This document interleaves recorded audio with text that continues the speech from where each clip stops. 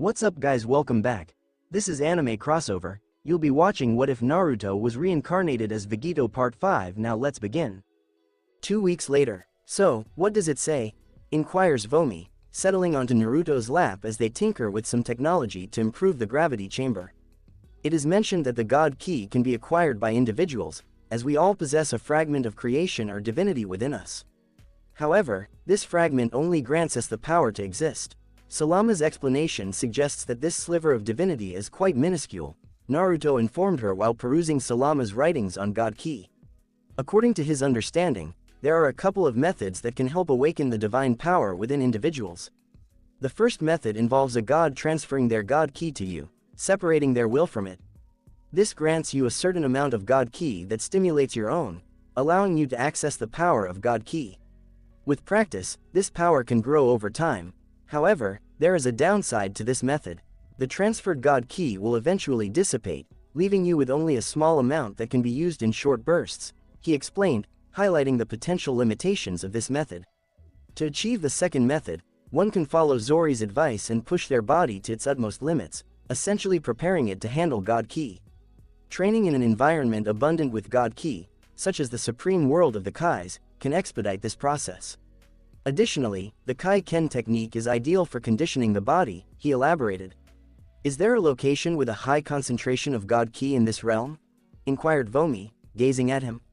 I'm not sure, as we still need to thoroughly explore this place, Naruto responded to her. Now, onto the third method, which is a more viable option, overflowing myself with pure Ki.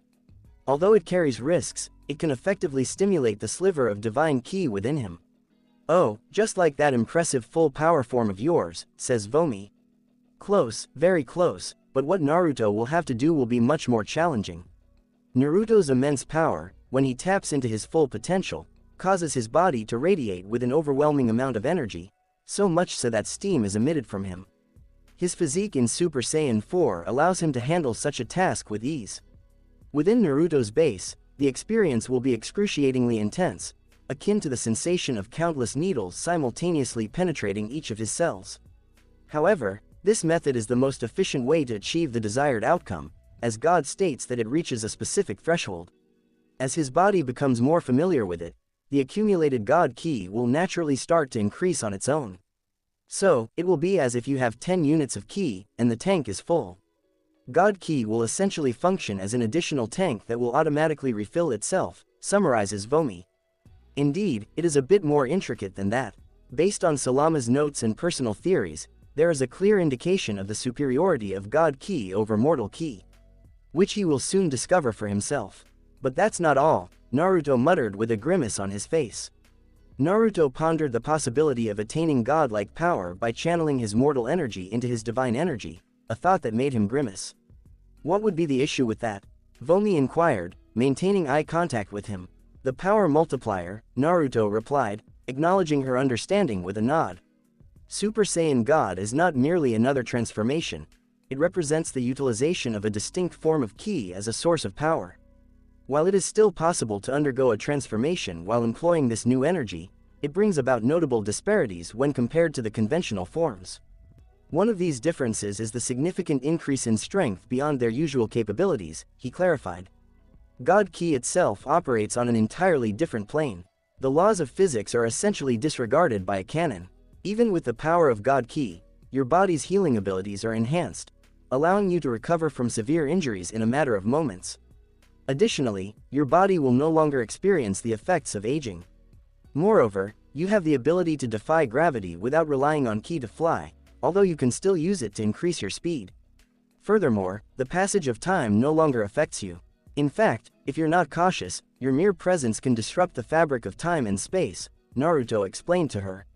Salama possessed immense power, capable of obliterating anything with a mere thought, he remarked, exhaling as he rested his head. I believe you have the ability to exceed his expectations, she says, and he gazes at her with astonishment. What? Vomi inquired. It's just, Naruto starts, gazing directly into her eyes. She returns his gaze with a supportive smile, causing his heart to skip a beat and a warm sensation to envelop his body. Thank you, Naruto said, with a smile, as he leaned down to give her a passionate kiss. This woman always manages to get under Naruto's skin, no matter what. Naruto experienced a sensation as her tongue gently pressed against his lips, prompting him to part them. They engaged in a passionate exchange, with her shifting on his lap and enveloping him with her arms. Meanwhile, he firmly grasped her waist, drawing her nearer to him. As they continue their intimate embrace, she starts to move her body against his, igniting a growing desire within him. They gaze at each other intently, their lips slightly parted and a small string of saliva connecting them.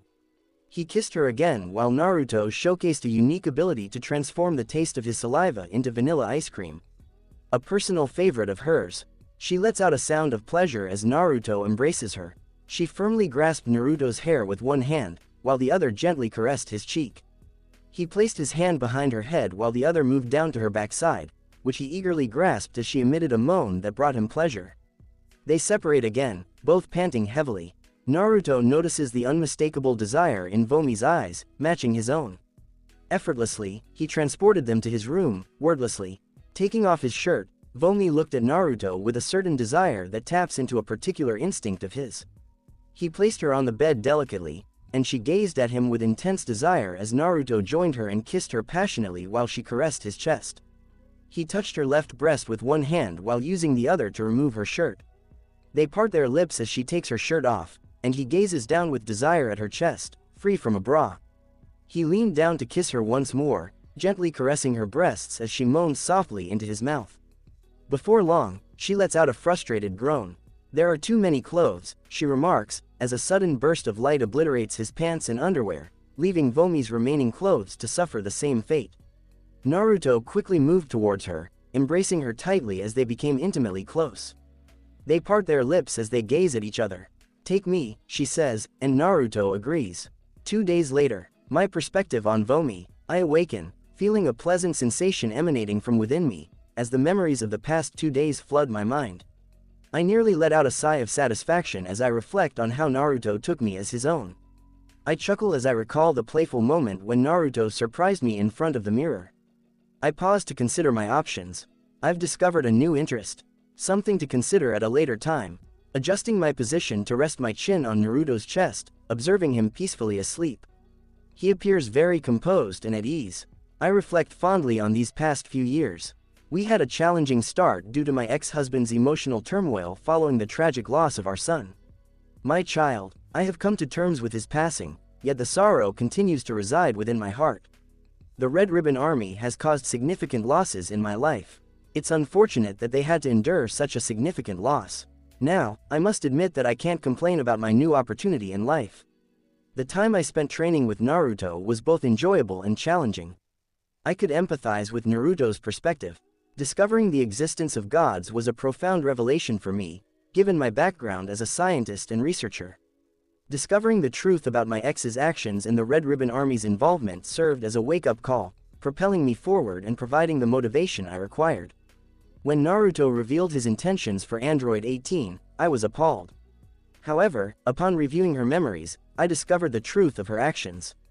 I would fully support his decision to assign her a role that aligns with her professional capabilities. I gave it a lot of thought, and Naruto helped me understand that my new way of life was completely different from before. After thoroughly studying the information about Saiyans and immersing myself in their culture, I couldn't help but notice the profound impact it had on my mindset, especially when considering my connection to the Majin side. Naruto was instrumental in helping me gain control over my emotions during training sessions. I used to struggle with lashing out, but with his guidance, I was able to rein in my impulses. I have fully embraced my identity and come to terms with myself. I am content with my current life at the moment. I have a remarkable individual who deeply cares for me and has opened my eyes to the vastness of the universe. Additionally, I have delved into the realm of technology from highly advanced civilizations beyond our planet. However, I would appreciate it if Naruto could provide me with more information regarding the evil Dragon Balls. He insists that he doesn't know who created them, and I trust his word, but I refrain from sighing. I have ample time to further explore the subject, so there's no need to get overly concerned about this. That is another matter. Naruto informed me that he possesses immortality, while I am destined to live for an extended duration. Once he acquires God Ki, his power will become nearly unstoppable. Interestingly, I also have plans to obtain God Ki in the future. Although I do enjoy a good fight, my passion for battle pales in comparison to Naruto's. The experience felt similar to when he took me for a ride. Naruto may conceal or manage it with a strong determination, but the desire for combat still lingers. He is seeking an exhilarating challenge that will ignite his passion, something that he may acquire when he battles against Beerus. Based on Salama's notes, it appears that many gods of destruction prefer to conceal their true power. These hidden abilities are said to be exponentially more potent, although it is worth noting that in their true forms, they run the risk of inadvertently obliterating the entire universe with their mere presence. I don't possess the same level of determination as Naruto and the other fighters on Earth to consistently push myself beyond my limits and achieve greater levels of power. I am fully committed to supporting Naruto to the best of my abilities. I gently trace a finger around his chest, being careful not to disturb his slumber. I can't help but smile as I recall a specific advantage of Naruto's immortality. He no longer requires sleep, which implies that he merely desired physical contact with me. Not that I am complaining. He is still inside of me. I can sense its delicate nature, but any movement from my lower body risks disturbing the slumbering force within. Although I don't have any objections, I have several projects that will demand my attention in the near future. Additionally, Naruto might be a bit overwhelming for me. He rendered me unconscious and then utilized his energy to revive me after a few hours. I have no complaints about that. His raw instincts stirred something within me, especially when he made it clear that he would persist until he achieves his goal with me. Another aspect of my identity that I discovered: in the future, it is important to utilize our transformed states. I feel a rush of excitement as his member pulses within me, and I imagine him passionately making love to me with incredible intensity. I'm not confident in my ability to handle him alone. I suppress the desire to jump up and down with excitement as I reflect on my recent projects. Naruto requested my assistance in enhancing his ship and optimizing the gravity chamber. I thoroughly enjoyed working on them, although I did mention that my ability to enhance them may be limited, as my primary expertise lies in the field of biological sciences. I agreed to his approval without hesitation. Having access to a wide range of resources had me thrilled about the new opportunities. Witnessing Naruto's ability to create matter itself left me astounded. He described it as a technique of the highest caliber, which caused me to experience yet another existential crisis. The level of energy needed to create solely from his own resources must have been tremendous. After that, he introduced me to a unique material known as nth metal. This metal is quite fascinating. Through experimentation, I discovered its remarkable ability to defy gravity, enabling individuals to soar through the air. Additionally, it proves invaluable in navigating the harsh conditions of outer space, regulating temperatures, and offering countless other possibilities. That metal is a fascinating departure from scientific norms, and I find it quite intriguing. I developed a range of straightforward devices that could be powered effectively by using the right amount of nth metal. I am utilizing north metal to construct our new ship. When I discovered that Naruto had the ability to produce more of this extraordinary metal, my excitement knew no bounds. I take pleasure in discovering additional applications for the material. I express my pleasure as Naruto's arousal returns, and I feel his hands firmly gripping my buttocks, massaging them with skill and intensity. "How was your sleep?" he inquires, leaning down to my left ear as I let out a sigh. "Oh, yes," I exclaim with satisfaction as I start to shift my position, eliciting a pleased response from Naruto. Our lips meet in a passionate embrace as we eagerly embark on our next session. My projects can wait a bit longer. I want to savor this moment as much as possible. I whisper in his ear as I start to move and express my pleasure. 1 year has passed. Naruto's perspective. "I did it," I whisper softly, sensing the awakening of my keys will and experiencing a profound transformation within myself. I didn't notice any significant increase in strength, but there is a subtle change in it. I am taken aback as I sense my ki beginning to act unpredictably, and I make every effort to regain control over it, only to find my attempts futile. I eventually accepted it and allowed it to take its natural course. I sit down and concentrate on the way my energy is behaving. It seems to be behaving in a rather incooperative manner. I utilize my expertise in spirit control to calm it rather than exerting control over it. After approximately 1 hour, the situation eventually settled. With my expertise, I consult my book of ki to diligently investigate any relevant information regarding the incident. After thoroughly reviewing a significant amount of information, I have finally discovered the reason behind. If the keys will acted erratically upon awakening, it is important to wait until it has calmed down naturally. Afterwards, it is crucial to promptly investigate the purpose of the key's will. Neglecting to do so for an extended period of time may result in a decline in one's ability to utilize ki, and potentially even self-destruction. Oh dear, I mutter as I swiftly review the ritual to uncover the benefits of my will. Fortunately, I had prepared the ritual in advance. I wait with a touch of impatience for the results. After some time, I can't help but smile at the results. I find great amusement in the power of my ki's will. Progress, that's all. I laugh like a complete maniac. Because I didn't wake mine alone professionally, I also awakened the immense power of Brawly's ki. My original will was improvement, while Brawly's was advancement. Examining my book, I carefully review the abilities offered by growth, finding a striking similarity to Frieza's ki will. Nevertheless, Frieza does possess a genuine limit that he can attain at a significantly accelerated pace. However, achieving this limit would require years of relentless training, not to mention the potential impact of his various transformations. It has significantly elevated the standards. I have a strong capacity for growth and consistently strive to exceed expectations. Even now, as my ki finally settles down, it feels like there is an additional layer to it than usual. The multitude of opportunities that arise from this situation is truly remarkable, allowing me to continuously grow and improve. However, I have decided to take a break from training my ki for the time being. Now, I am determined to unlock my full potential, every bit of it. For my next major endeavor, I am planning to create a ritual circle that has the power to unlock my full potential. Every single aspect unlocking my full potential will require a significant amount of time and effort. I am drawing inspiration from the unlocking technique used by the old Supreme Kai. Despite his expertise, Guru's age and declining health limited his ability to fully tap into Gohan's inner power. The old Kai demonstrated remarkable skill by unleashing a significant portion of his power to combat Majin Buu. I'm not entirely certain if the ultra-divine water would have any impact on me at the moment. The process of unlocking my potential will require a significant amount of time and dedication.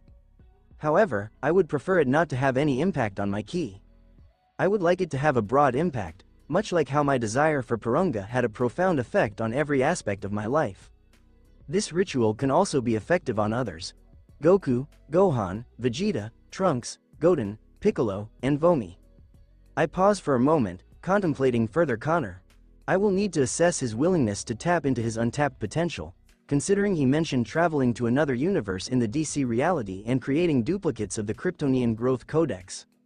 I don't really mind doing this as a favor to him, given how much he has assisted me in gaining a fresh perspective on magic and even technology. The technology in Dragon Ball is subject to strict regulations. There are numerous organizations, such as the Galactic Patrol and the Cooler Force, that play a crucial role in regulating the proliferation of technology. I must acknowledge that Connor possesses a higher level of intelligence compared to me. I have full confidence that he will also be interested in unleashing the full potential of his army, which I am completely fine with. We lack knowledge about the nature of the entities we are pursuing. Given the urgency of the situation, it is crucial that we establish a reliable means of communication with Liam to inform him about the current events.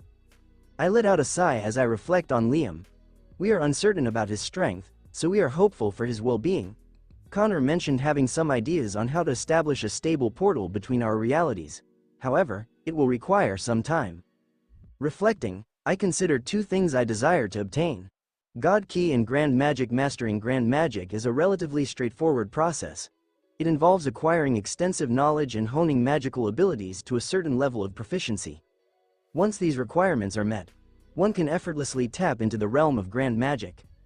There are many advantages that come with achieving Grand Magic. Zori's mastery of magic allowed him to manipulate concepts, enabling him to both attack and defend himself.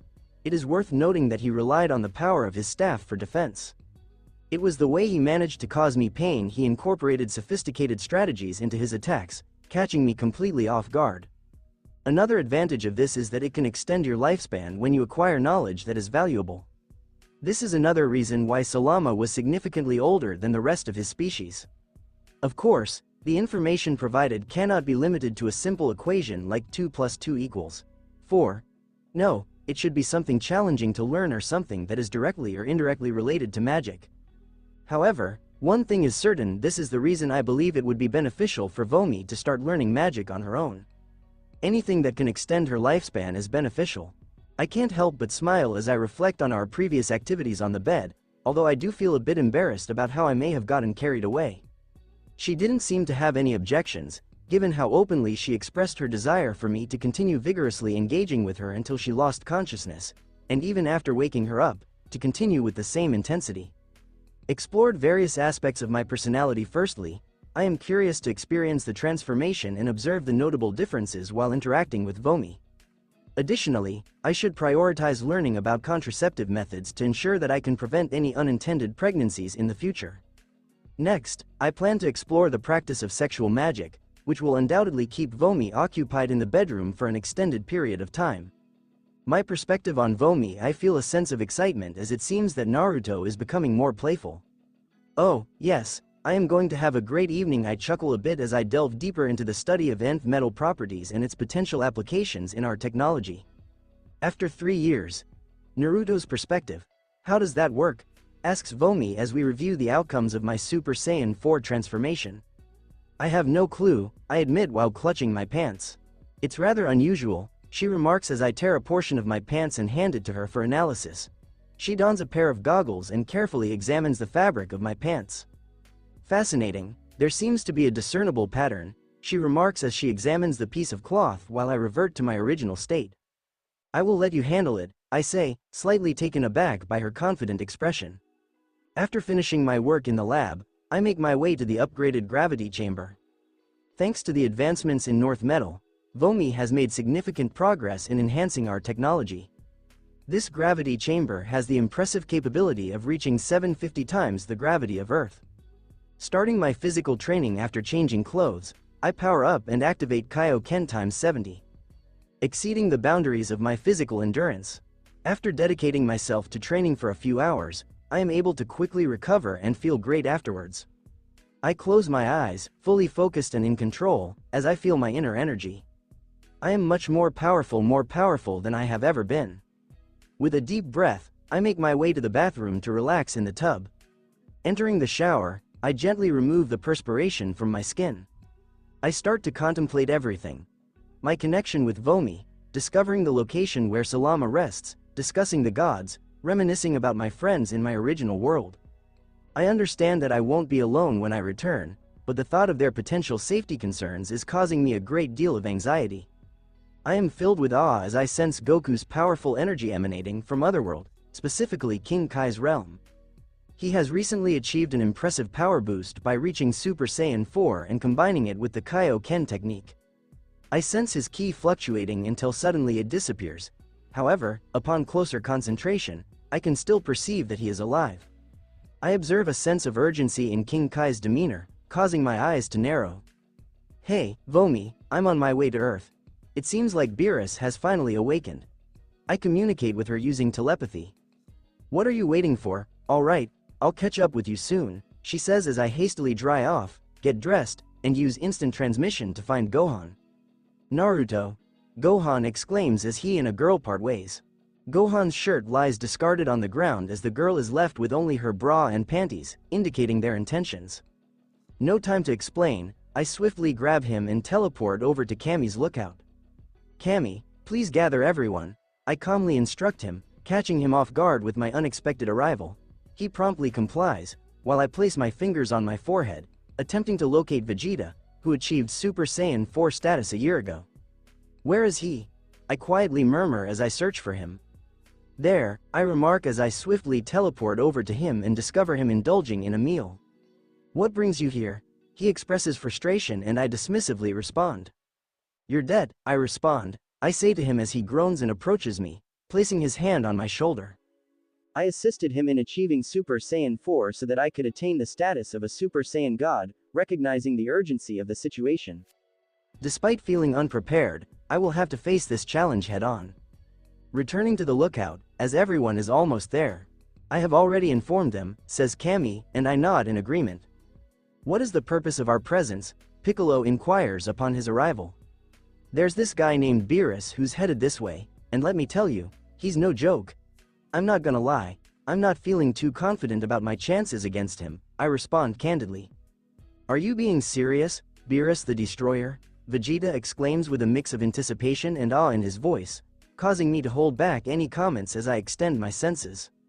Is that the prince? Oh my, how time flies, speaks a voice as the weight of responsibility rests upon each of us. I remain composed as the other Z fighters collapse to the ground, witnessing Vegeta and Gohan's transformation into Super Saiyan 4. Now, you must be Naruto, the Saiyan that fellow called Goku was talking about, he remarks as I observe a few details. This Beerus possesses a striking pair of silvery eyes. There seems to be more than one angel accompanying Whis, including Vados and another angel whose name escapes me at the moment. Beerus gives me a thorough once-over, clearly assessing me. I feel an intense urge to confront him.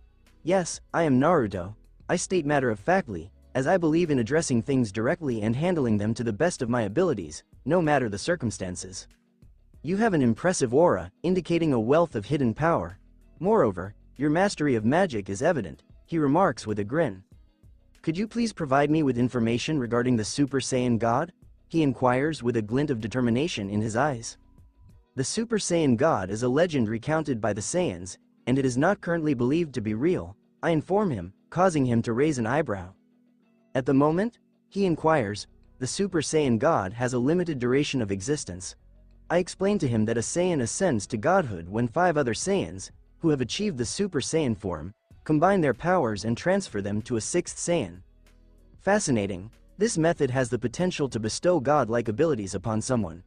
Vados, could you please provide me with the number of Saiyans that are currently alive? He inquires about her, and I make a mental note of Vados. She is undeniably attractive, however, Lord Beerus, there are still 10 Saiyans alive, she responds in a professional manner, and I suppress my surprise at the fact that 10 Saiyans are still alive, while also noticing the 3 angel staff in front of me. All 3 are well beyond my capability to replicate, yet Salama's surpasses theirs by a significant margin. So, we have some to spare, remarks Beerus, his eyes briefly closing before reopening with a fierce intensity. I hope you can provide some entertainment, he says, causing my hair to stand on end. I gasp out loud as I realize he has suddenly appeared behind me. He forcefully strikes me in the center of my back, causing me to be propelled through the air. I grimace in agony as I experience the excruciating sensation of my backbones fracturing and my spine audibly snapping. Enduring the discomfort, I strive to recover as efficiently as possible. Looking back at him, he gestured towards me with his index finger. I become an unstoppable force as I swiftly charge towards him, harnessing the full extent of my abilities to enhance my strength. I clash in the air, but my efforts are in vain as Beerus effortlessly dodges my attacks, leaving me defeated. I endure the discomfort as my arm heals. I am ready to face the true challenge. Naruto's point of view, I let out a cry of agony as Beerus delivers a powerful blow to my chest, causing my ribcage to shatter and puncture my lungs. I start descending towards the ground as my body rapidly regenerates due to the activation of my Zenkai ability. With a determined expression, I grit my teeth as my ribs are expertly realigned. Without hesitation, I unleash the full power of my legendary Super Saiyan 3 form. I quickly approach Beerus. He skillfully evades my punch towards his stomach and swiftly counters with a powerful kick to my side. Despite the impact causing a few cracked and broken ribs, the pain is more bearable this time. I continue to make attempts, but he effortlessly evades all of my actions. I become exhausted by this and unleash all of my anger from my transformed state, directing it straight towards my target. My power surges even more as I successfully compel Beerus to redirect some of my attacks, while he skillfully evades the rest. I find it challenging to maintain composure in the face of this relentless attack, as each strike inflicted upon me feels increasingly devastating.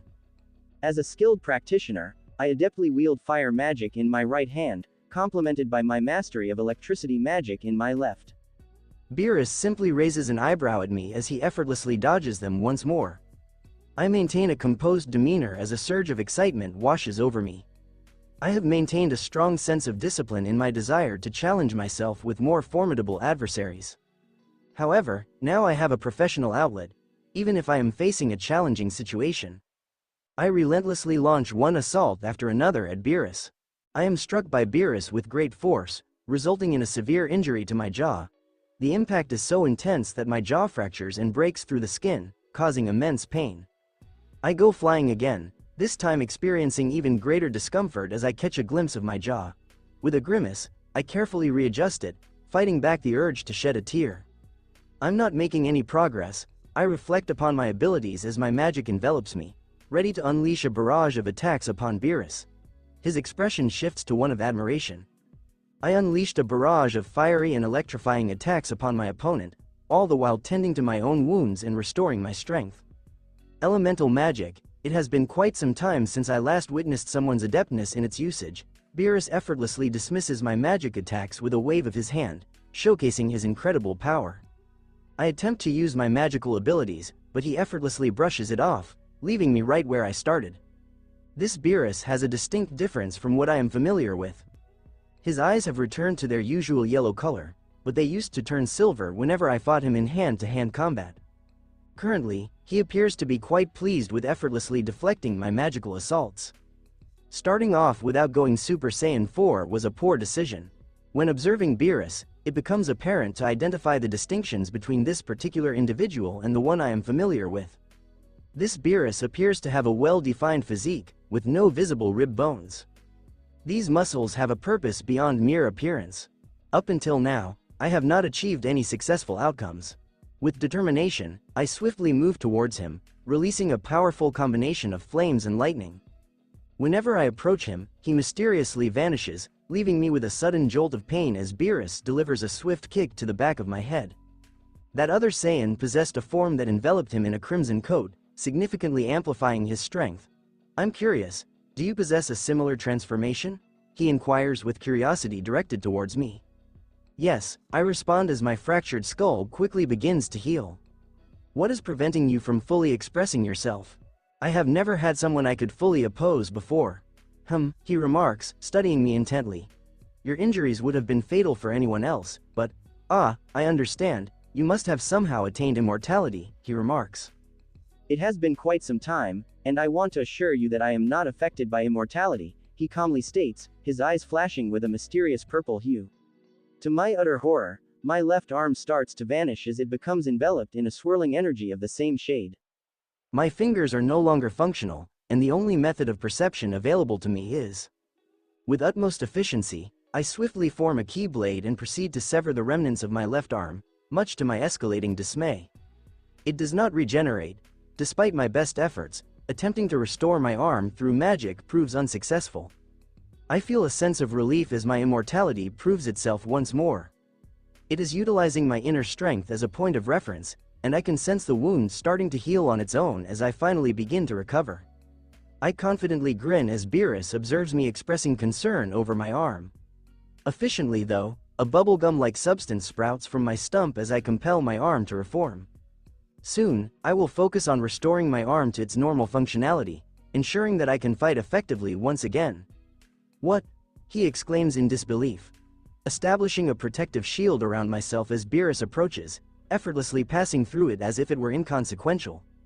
He forcefully strikes the center of my chest, causing me to gasp in pain. Despite the discomfort, my anger is reaching its peak. While engaging in a confrontation with Beerus and making an effort to combat him, I am constantly expanding my knowledge and skills. Enduring the discomfort in my chest, my transformation begins to take shape as I put in the necessary effort. Despite my best efforts, Beerus effortlessly dodges every punch, kick, and blast I throw at him. However, with each attempt, the following one gets progressively closer to hitting its target. Stepping away from him, I extend my fingers and form sharp key claws. With precision, I attempt to slash at him using my newfound weapons. Attempting to outmaneuver Beerus proves to be a futile endeavor as he effortlessly deflects my every strike, relentlessly pummeling me without mercy. The excruciating agony courses through my entire being, leaving me defenseless against his onslaught. That's it, I declare confidently, creating some distance between us as I unleash the full power of my Kaioken technique. What is this now? He inquires with curiosity as he quickly approaches me. During the encounter, I skillfully evaded his attack and swiftly retaliated with a punch aimed at his face, compelling him to defend himself. You have some intriguing techniques, Saiyan, but is this the extent of your abilities? He asks with a hint of sarcasm, his narrowed eyes giving away his skepticism. I can't help but notice that we are confined within a barrier. Not quite, it's time to give it your all. As I tap into my immense power, a surge of energy courses through me. The force of my transformation causes the entire area to tremble, with the exception of Beerus, who remains unaffected. It's been quite some time since I last had to go Super Saiyan 4, but facing Beerus now presents the perfect opportunity. My shirt tears apart as I transform, and the thrill of it is as exhilarating as always. The radiant glow quickly fades away as I contain it within myself, ensuring no energy is wasted. I direct my attention towards Beerus and swiftly make my way towards him. I smile as our fists connect with each other. I notice a crimson hue enveloping my body as I push myself to the limit, unleashing the full power of the Kaioken technique while in Super Saiyan 4 form. Kaioken multiplied by 108. My maximum is actually 116, but I prefer to keep it at 108 for optimal and continuous performance. Delivering another forceful blow, our fists collide once more, causing a powerful shockwave that reverberates within the barrier. However, my focus is suddenly drawn to something else. I am not as strong as him. Naruto's perspective, experiencing a blow to the face, causing my head to tilt and resulting in the presence of blood in my mouth.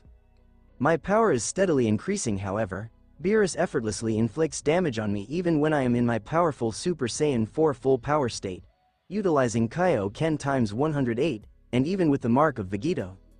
I struggle to keep up with Beerus, who doesn't even consider me a worthy opponent.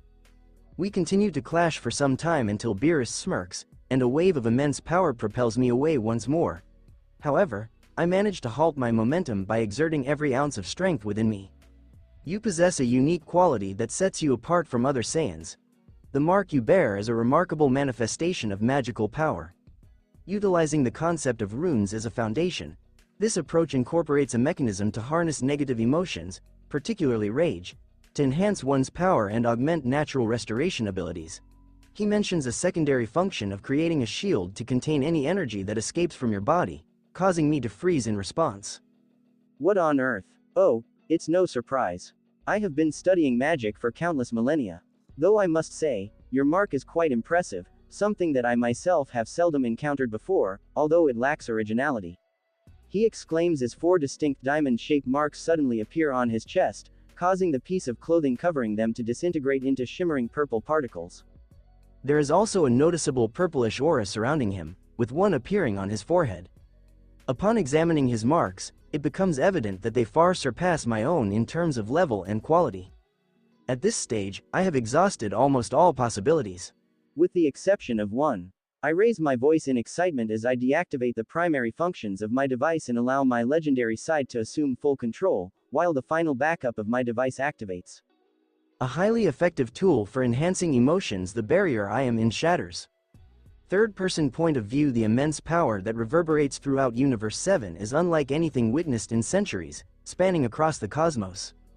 Lord Beerus, we need to inform you that the universe remains in a delicate state and cannot withstand the immense power you possess. Vados cautions Beerus about the potential consequences. I understand, Vados. Please create an additional barrier to protect us and ensure that the resulting backlash is manageable. Beerus commands with a fierce determination in his eyes, sensing his opponent's growing strength. Meanwhile, let's return to the Z fighters. Bulma and Chi-Chi have arrived, gracefully being carried by Trunks and Goten, respectively. Are you confident about this? Bulma inquires as she observes Naruto in his altered form.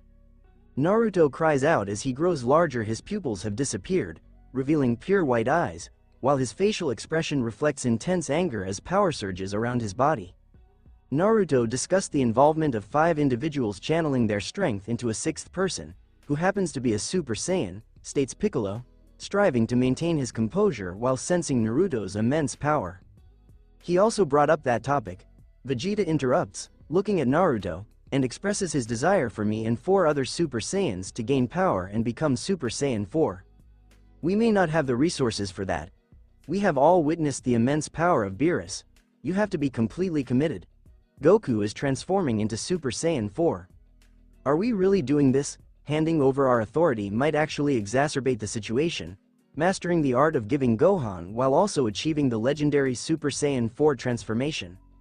We don't have any other option, remarks Goku as Beerus and Naruto clash once more, causing the space around them to become distorted. Oh no, murmurs Gohan, as the Earth is being ravaged by numerous natural disasters. Goku, Gohan, and Vegeta are in their most powerful forms, while Goten lightly touches Goku's left leg and Trunks holds onto Gohan's leg, both in a slightly less advanced form. Before long, a radiant stream of energy emanates from Goku, Gohan, and Vegeta, as they selflessly transfer their immense power to Naruto. Understanding their intentions, open the barrier to allow the energy to pass through. Naruto fiercely battles against Beerus, enduring a barrage of powerful blows with little to show for his efforts. Gradually, Beerus's destroyer marks start to emit a radiant glow, indicating his growing intensity towards his adversary.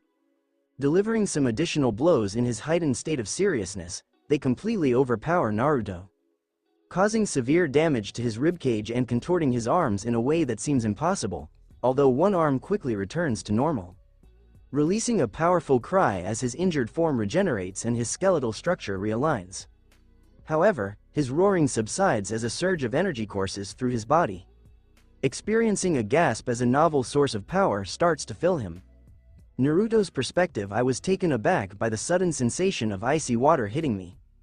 I sense a newfound sense of tranquility as my inner energy gradually harmonizes, blending together to create a formidable force within me. The divine power of Ki. The immense power I possess in the palm of my hand. I awaken the rest of my conscious mind as I sense my inner energy settling down, transforming me into a more evolved version of myself. A beam of light shoots from me, reaching towards the sky as beautiful golden clouds start to form. They quickly dispersed across the sky, rapidly filling it up. Yet another beam emerges from me, resulting in the dissipation of several clouds and the creation of a colossal hole. The weather undergoes frequent and rapid changes, transitioning from rain to hail to thunderstorms and then clearing up within a matter of seconds. This pattern repeats multiple times, with a few days seemingly passing in the process. Snowfall occurs briefly before the weather clears up once again. I am filled with a sense of awe and wonder as a powerful presence reveals itself to me, emanating a radiant glow of gold and red. I could sense my body quivering as a serene wave of divine energy coursed through me, witnessing firsthand the minuscule yet potent fragment of divinity within me grow and eagerly absorb this newfound power. My expertise soaring to levels that would have typically required years of dedicated effort. Throughout my journey, I have always seen myself as a Saiyan trapped in a human form. When Gero created this clone using Goku and Vegeta's DNA, it inadvertently gained the ability to develop its own soul. As I entered this body, I embraced the opportunity to heal my wounded soul by integrating the newly formed soul within me. Now, I can confidently declare that I am a Saiyan through and through. I have dedicated immense effort and passion, enduring broken bones and dedicating countless hours to studying both Ki and magic, unleashing the untapped potential within this body gradually. This is my physical form. This is my expertise. I am Vegito. A soft pinkish-red glow envelops my body as the immense power of the legendary Ki subsides, aided by the presence of God Ki, allowing me to maintain mastery over it. In fact, I have become one with this power. Soon, the tightly fitted pinkish-red cocoon cracks and fragments of it start to drift upwards and vanish. I observe Beerus with a focused gaze as he calmly witnesses my ascension to godhood. Now the true battle commences, I state calmly as Beerus's gaze shifts to a shimmering silver hue. Naruto's perspective: so, tell me, what is it like to achieve such a high level of success? Beerus inquires as we disengage from our intense confrontation, my aura subsiding and returning within me. It is crucial to note that God Ki should never be allowed to escape the body. It's not as simple as it sounds. Transitioning from my uncontrolled Ki to harnessing and utilizing it effectively has been a significant change. Super Saiyan 4 has always had a raw and instinctive quality to it, which initially had the unintended consequence of making me more animalistic. I achieved mastery through dedication and perseverance, honing my ability to manage it. It worked, but not quite as I had hoped. I understand that now. I clasp my hands together, channeling all of my energy into unleashing a devastating final Kamehameha. This one is red. Engaging in a fierce battle with Beerus, as our attacks collide in a powerful beam clash. Using God Ki is an incredible experience as it flows through my body. It continues to enhance every aspect of my being. I have experienced a significant increase in my abilities. I have significantly increased my strength, possibly by thousands or even tens of thousands. With precision and agility, I swiftly maneuver my beam, swiftly countering Beerus's attack and successfully striking his stomach for the first time. G. Why you? He starts to become more frustrated. He forcefully struck me, causing several bones to fracture, but fortunately, they did not puncture my lungs this time. Healing rapidly, I activate my mark once more, experiencing a subtle surge of power and an enhanced healing ability. With a forceful punch, I redirect Beerus's head, causing a spray of saliva to escape his mouth. With a sudden transformation, his eyes shift from their original yellow hue to a striking silvery white. Simultaneously, a subtle silvery blue aura envelops his entire being. Oh no, I exclaim as I suddenly feel several impacts on my body. I was unable to respond to them. So, that's Ultra Instinct? A voice echoes in my mind. Yes, I respond to Vomi based on my first-hand experience with Ultra Instinct. I am experiencing significant physical harm, as evidenced by the blood seeping from my mouth. I experienced a sudden impact that affected my entire nervous system. He strikes me once more in the chest, causing my heart to momentarily cease its pumping and sending waves of excruciating pain through my body. I struggled to keep up with his lightning-fast attacks, my attempts to fight back proving futile. I truly believe that this experience will be beneficial for me. I am constantly being struck in the stomach by Beerus, leaving me no time to recover. I hope I don't develop any self-destructive tendencies, I think to myself. Peef. I hear Vomi's voice echoing in my mind. No comment. I feel somewhat ashamed until Beerus forcefully extracts the truth from me. Oh no, I mutter as my jaws realign themselves. I sense the vibrations emanating from my body as the clashes between my legendary ki and my newfound god ki become apparent to me when attempting to utilize both simultaneously. They have conflicting views. My immense power became uncontrollable as I allowed my anger to consume me, while my divine energy remained stagnant despite my relentless dedication. Attempting to strike Beerus, he effortlessly catches my kick and inflicts a severe injury on my left leg, causing me to cry out in agony. My keys started to go out of sync, which didn't really cause me any additional pain, but I certainly felt the consequences of it. My key's will is behaving in a challenging manner as I strive to establish a sense of authority. Not about control, but finding balance.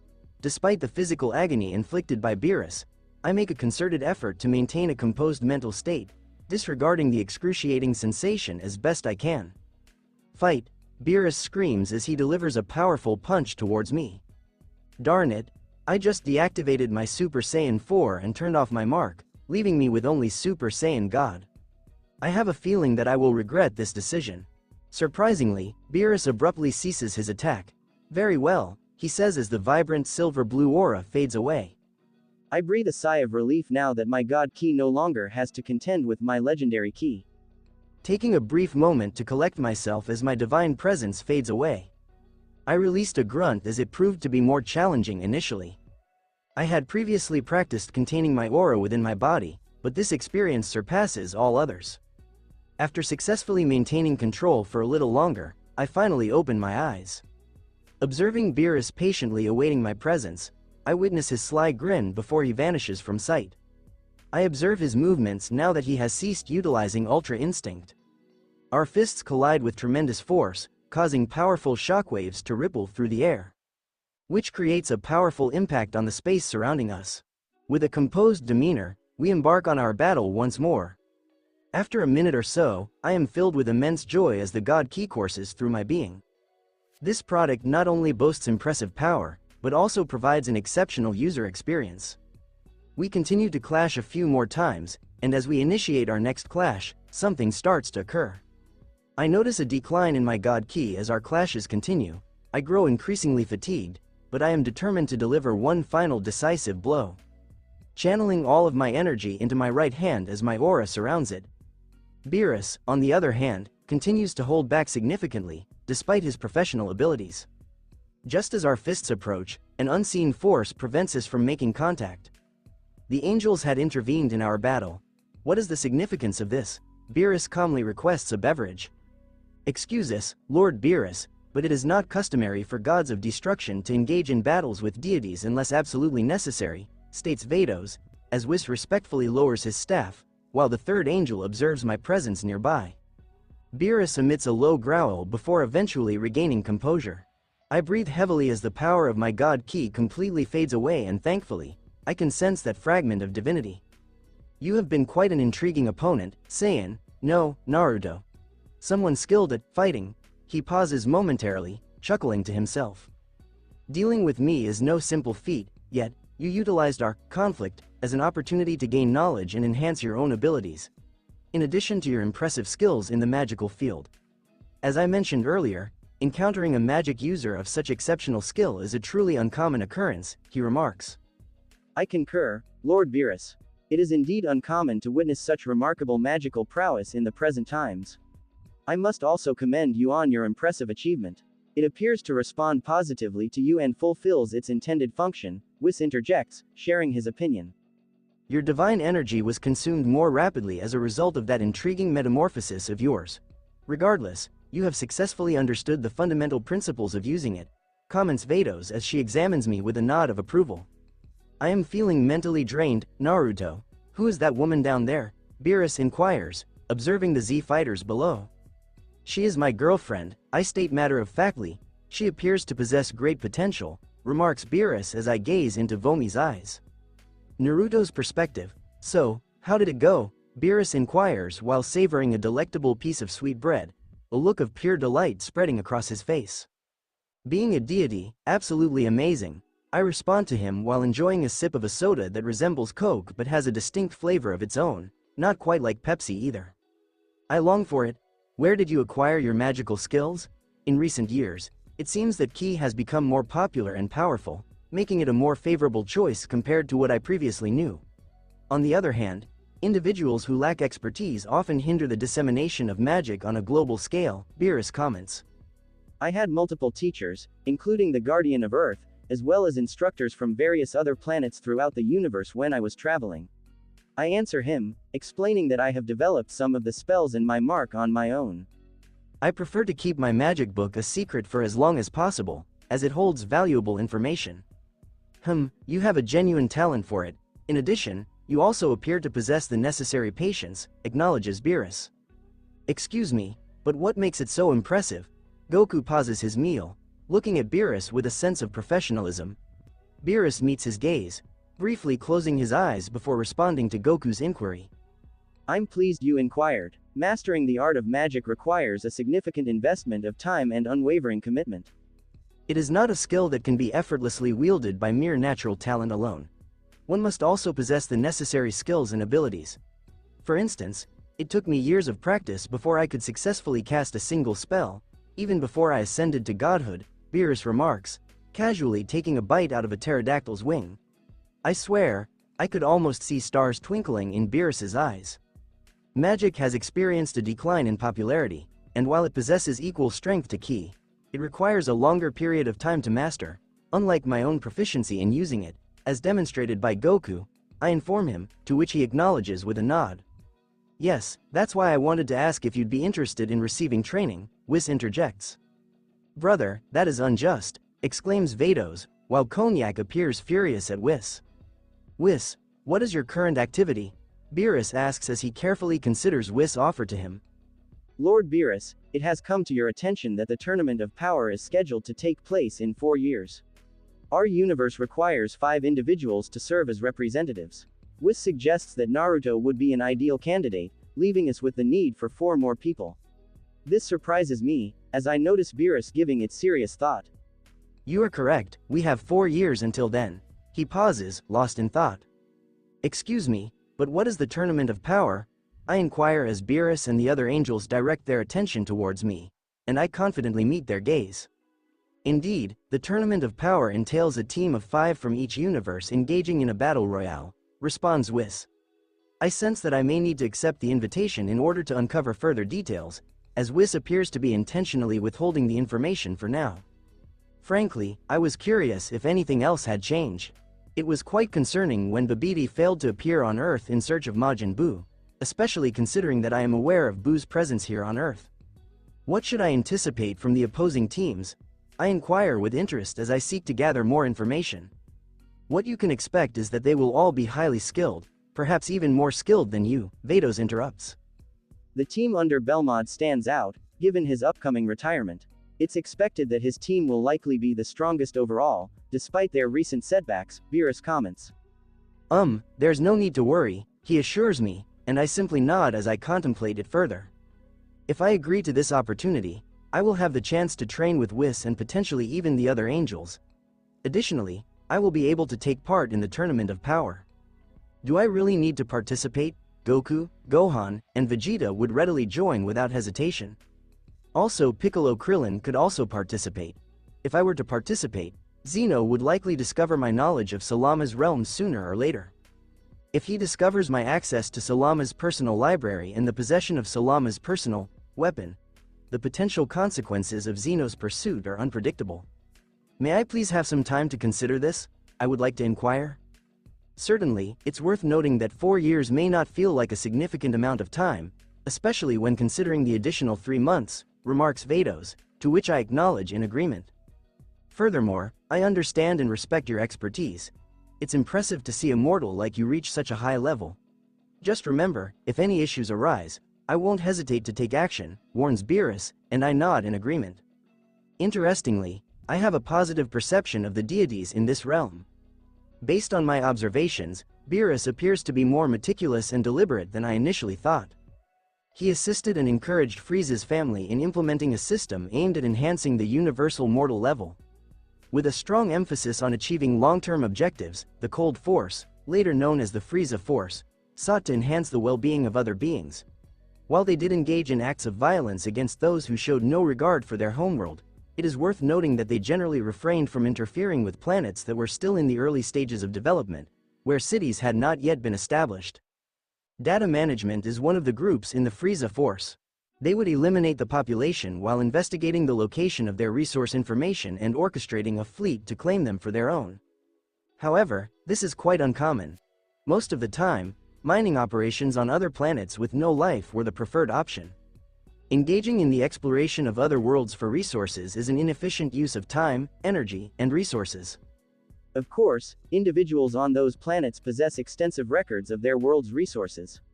However, why go through the trouble of exploring those resources when one can easily locate another planet devoid of life, teeming with an abundance of untouched resources, and simply deplete it of its resources? There were minimal complications, consequences, and accidents were extremely rare, mostly occurring due to technical errors or poor management. Lord Beerus, I kindly request, yes, how long have you been honing your magical skills? I inquire with him. I previously mentioned that it took me years to cast my first spell, and it took me even longer than that to improve my skills. After that point, I discovered a method to extend my lifespan, he states as Vomi raises her hand. Excuse me, I would like to inquire about the lifespan thing, if you have a moment. Did you actively pursue it or did it happen as a result of something else? She asks in a professional manner. Oh, I don't have that information. Although many who practice magic aim to extend their lifespan, my main focus was always on my magical studies. In fact, I didn't even realize that my lifespan had increased until I noticed that my family members were aging while I remained unchanged. Oh, says Vomi, while immortality is a goal that many individuals aspire to achieve, it should not be their primary focus when practicing magic, Beerus emphasizes. Naruto's POV, that was awesome, Goku says, staring at me as Beerus exits. What, oh, my god form, yeah, it was, I answer while staring in the same location Beerus was. How was it? Vegeta inquires with curiosity. Amazing, it seemed like there was nothing I couldn't do. Even now, I can sense that something has shifted, I respond, searching for that sliver of divinity inside me. We couldn't feel your ki at all, but the pressure coming from you was immense, notes Piccolo. That was what you called the ki of the gods, wasn't it? I wonder. Begin Piccolo before he wanders off. So, why didn't you accept their offer? Asks Krillin, glancing at me. I don't necessarily trust them. I had the impression that they were withholding certain things on purpose, but I am most likely going to participate anyway. I mention this because I have my own reasons for not accepting their offer, as enticing as it is, and I would probably have to flee this whole world to keep safe from Zeno. So, you are going to agree? Asks Vomi. Probably, I admit honestly. I want to study as much as I can on my own about God Ki. Timeskip 1 day later. So, you finally became a god, about damn time, says Connor while sitting in his new chair.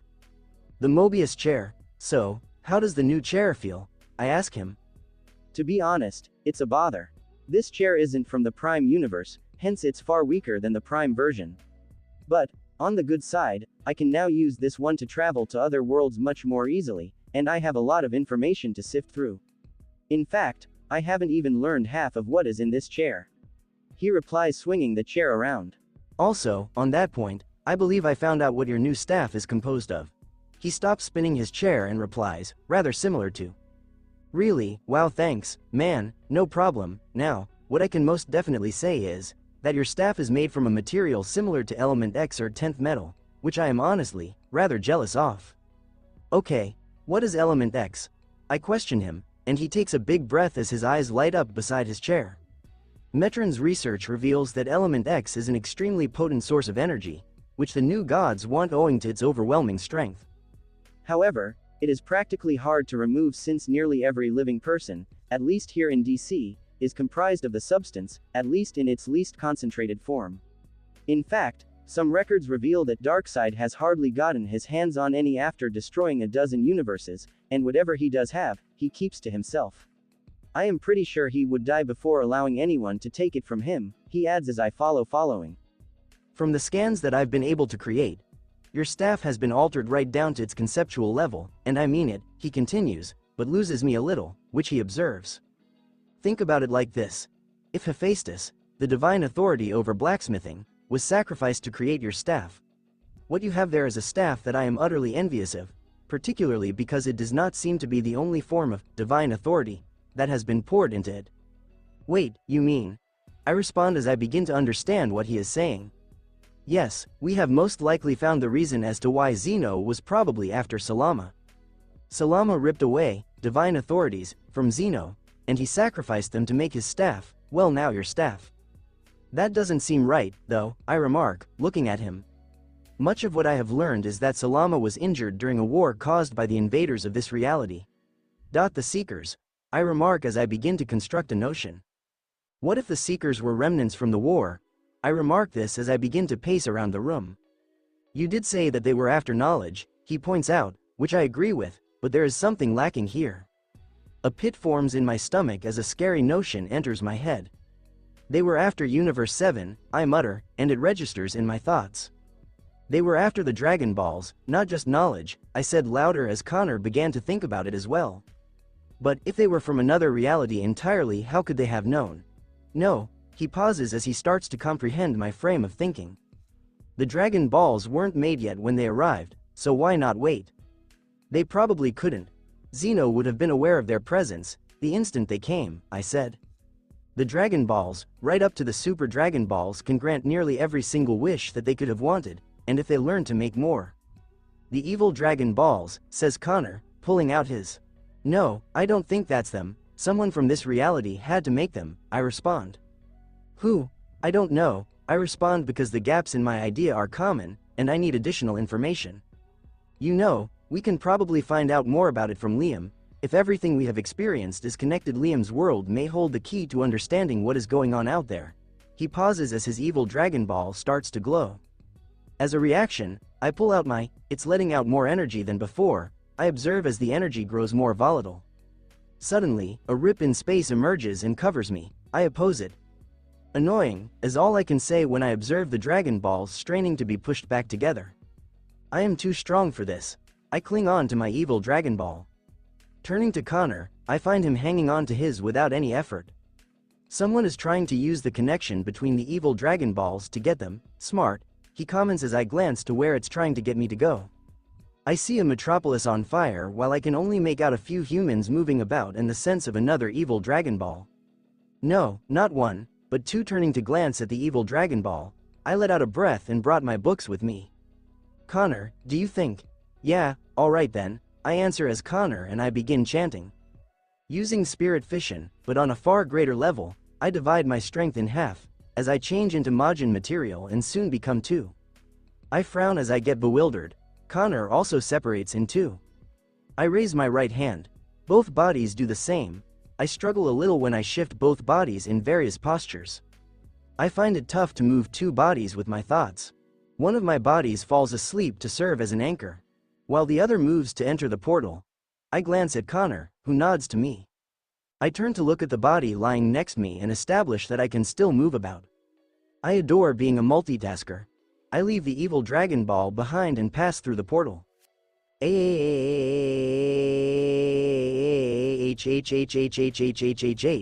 I hear a lady scream. Flying higher, I notice a white-haired lady rushing away from several skeletons. I hurry down and slay the skeletons, much to her amazement. Who? Dot are you? She inquires as I gaze at her bright amber eyes. My name is Naruto. Yours? I inquire as I expand out my senses and feel strange in this body, as if a pressure is suddenly crushing down on me. Well, more like a blanket. I am Olga Marie Animosphere. Naruto's Pav. I am Olga Marie Animosphere, director of Chaldea, she says to my full and total lack of awareness about it. Okay, I am a bit lost, I reply honestly. Chaldea is an organization that works to preserve human history. She continues, but I cut her off while blasting another skeleton. Got it, I respond as I can't really get a feel for these skeletons at all. They have no life force that I can detect. What has happened to this city? As I approach the skeletal remains, I ask to view them. I don't know, wait, why am I even talking to you? She replies as I bring a bone near to me to inspect it. Huh, I exclaim as I feel the electricity flowing through the bone. The necrotic residue is something that I haven't quite encountered back in DB. Then, I am comparing it because I don't know what else it reminds me of. Taking the weapon that the skeleton was wielding, my eyes narrow as I can sense the taint of an evil Dragon Ball. Answer me, damn it, says Olga, moving closer to me. When I turn to look at her, she stops talking and just looks at me. I sigh a bit later, knowing that I won't go anywhere if I remain here. What do you? I begin before realizing that I can't detect any live beings on the earth. Well, I can detect fewer than 10 individuals presently living, but there seems to be a very strong being somewhere currently sleeping, and when I attempt to find that power, I get the vision of a green bluish crystalline spider thing. I glance at the sky and perceive a ring of pure soul, life force energy. Oh no, I exclaim as I gain a sense of what is occurring. Damn it, Connor would know more about it. Come with me now. I halt when I notice a blue long-haired guy with red and no shirt. You. What are you? He asks as many runes materialize next to him instinctively. Calm down, enough, what the fuck is going on? Asks Olga for a surge of energy to emerge in the distant. Listen, Missy, I'm running on fumes here and trying to decide if I should crap myself or not. So, be silent. Orders the blue-haired guy gripping his staff with a death grip. Fascinating Fochi. I am Naruto. I am here to collect something that is too dangerous to be left alone, I declare. You are here for that damn cup too, says the blue-haired guy as he prepares to assault me. What cup? I am completely ignorant about what is going on. I catch an item that is coming towards my face and shatter it as I turn to see who fired it at me. I fire a ki blast over to the one who sent this over to me and blast him out of existence because I recognize the identical effects of the evil Dragon Ball that Brawly had on a white-haired guy wearing a red coat. How did you? Later we need to. I halt as I sense two evil Dragon Balls materialize out of nowhere again. Moving about my other body in the DB verse, I know that my own is still under lock and key. Olga and the blue-haired guy seem to observe the same thing. It's back, says the blue-haired guy with horror on his face, while Olga seems to be ready to wet herself. That is why I am here, I answer, turning to face them as they turn to me. Cheel, I am a caster servant. Unfortunately, he introduces himself while gazing over me. He seemed to be getting over his dread of me very rapidly, but there is still an aura of hatred about him. I'm perplexed by the caster servant part, but I simply nod since I can feel the strength of the evil Dragon Balls expanding as some beams from the luminous circle in the sky seem to be traveling down toward where they are. I begin to fly off from the earth and in that direction, leaving behind both Olga and Cu, and I can hear Olga protesting that I need to explain myself, despite her dread, but I will give her this. She has spirit. Arriving to the area, I observe a light blonde hair lady with dead yellow eyes with slits in them, wearing black armor with spikes. However, it is her sword that attracts my eye the most since it has something lodged in its hilt. A crimson vein fills the whole blade. An evil Dragon Ball, the 2-star one, however this one seems smaller than the others. Next to her stands a white-haired man with 10 silver rings on each of his fingers, but something about him puts me on edge. It's not just the evil 3-star Dragon Ball on his chest, but as I look closer, I notice some types of scales beginning to run across his forearms and the evil aura that surrounds him. Either he has started to fuse with the evil Dragon Ball, or the evil dragon within the Dragon Ball is gradually taking control. I come up with these speculations before landing in front of them, causing both of them to turn over to look at me as the pale blonde lady lifts her blade at me. The white-haired guy stares at me and I can see he is attempting to figure out who I am by some form of scrying magic.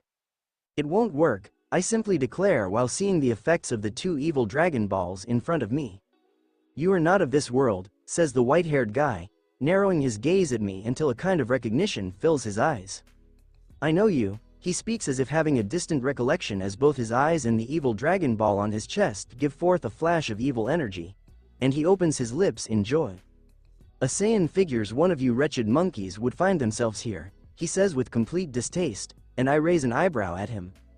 That was fast, I notice as I narrow my eyes at him as he lets out a growl that nearly sends a chill down my spine as he turns to gaze at the lady and reaches for the Dragon Ball quickly enough that I am barely able to travel half the space between us before he has it in his palm.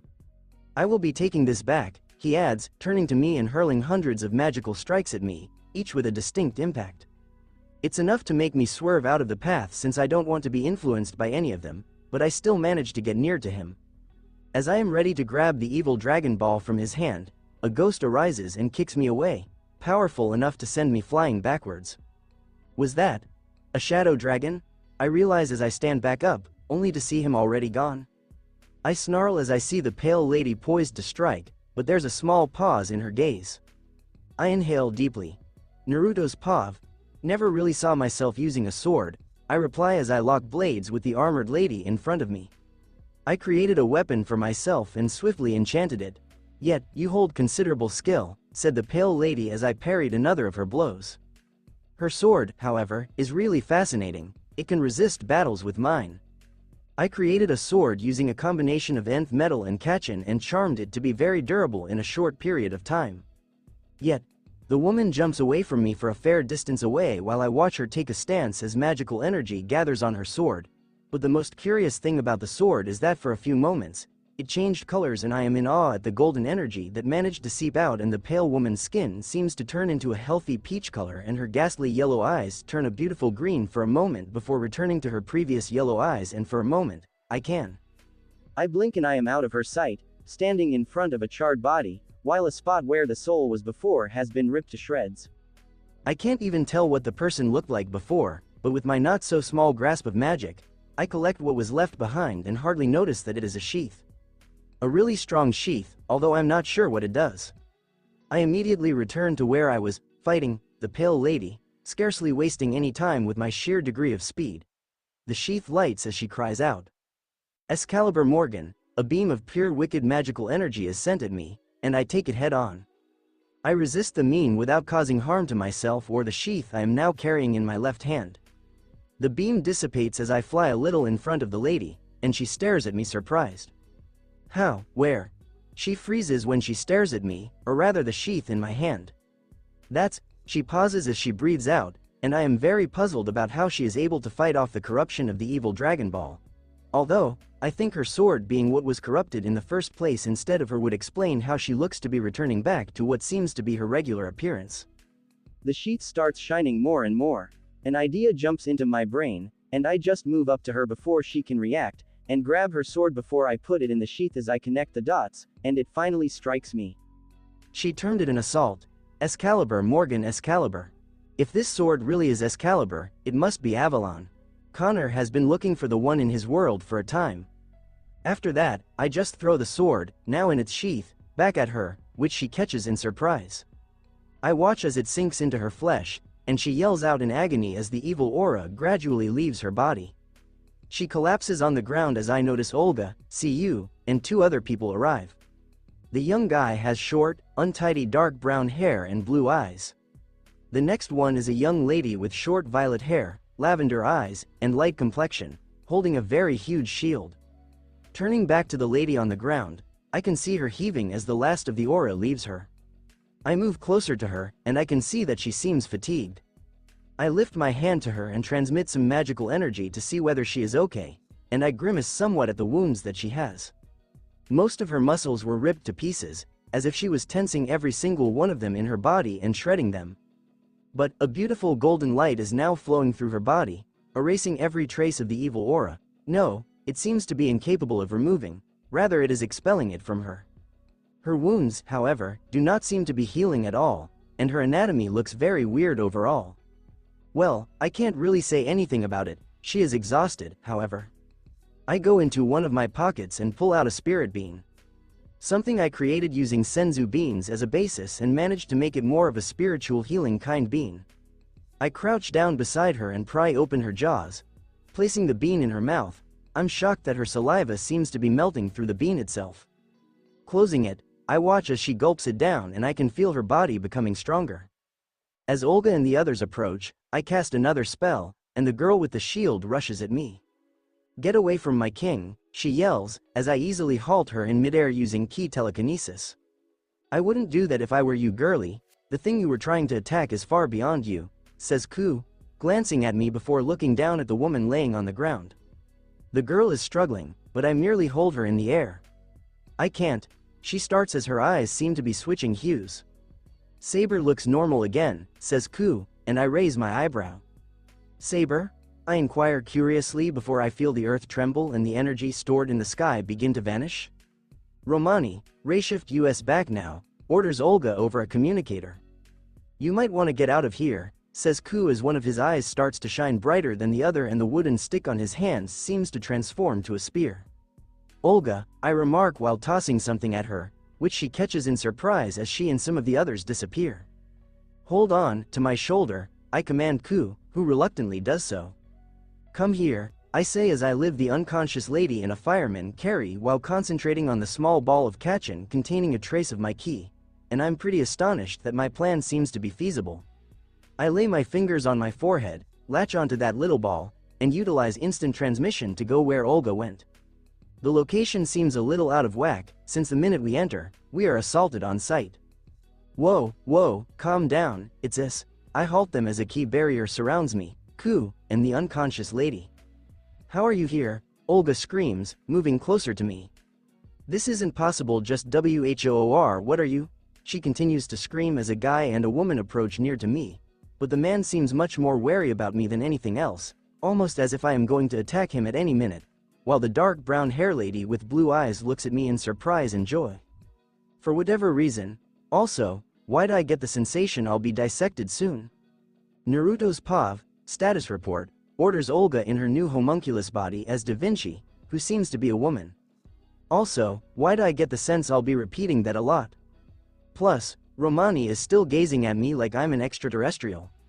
Well, I am one, but that is not the point. Most of the materials that we had in storage are gone and our only 2 generators are barely holding on, and yes, I have already used duct tape. At this point they are pretty much more duct tape than generators, Da Vinci says before Olga turns to Romani.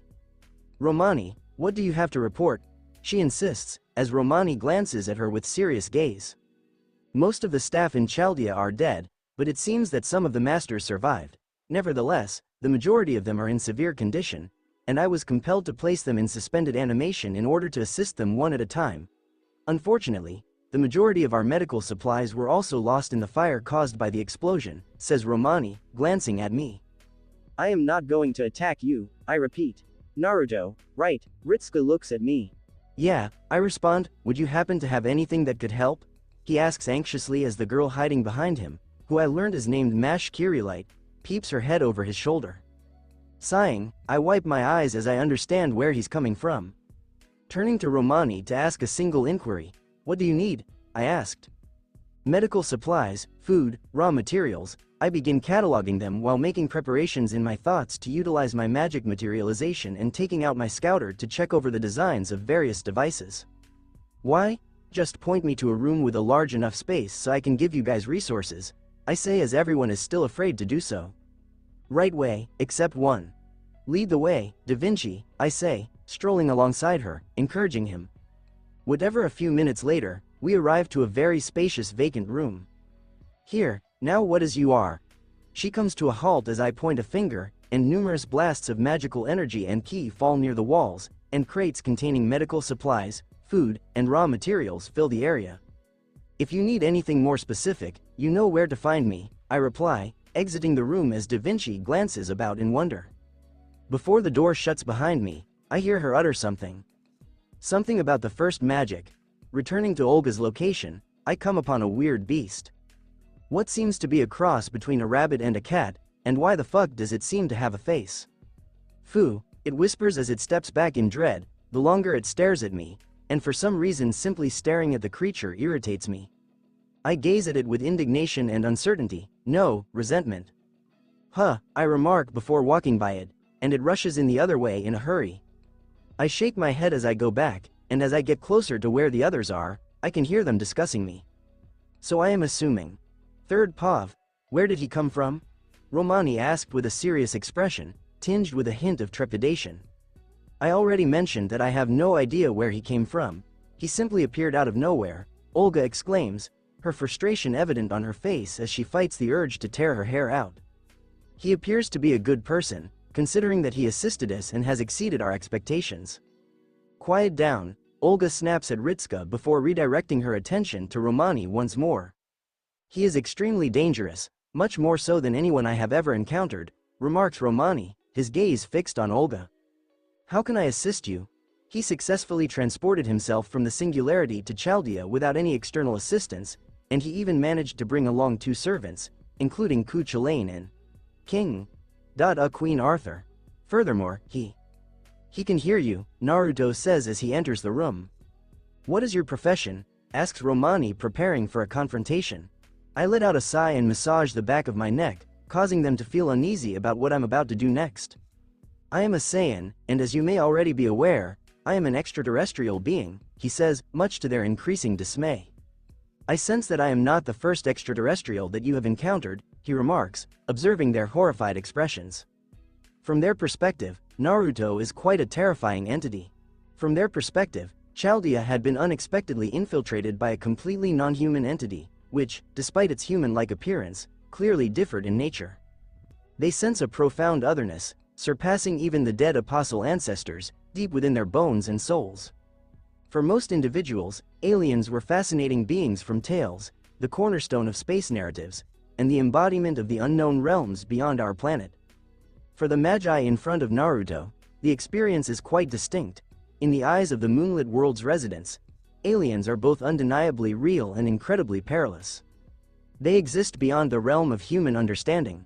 They possess immense power, near immortality, and a complete lack of morals or scruples. Their potential actions are unpredictable and terrifying, causing great fear among all who encounter them. They are fully prepared to confront Naruto, even if it means giving their all.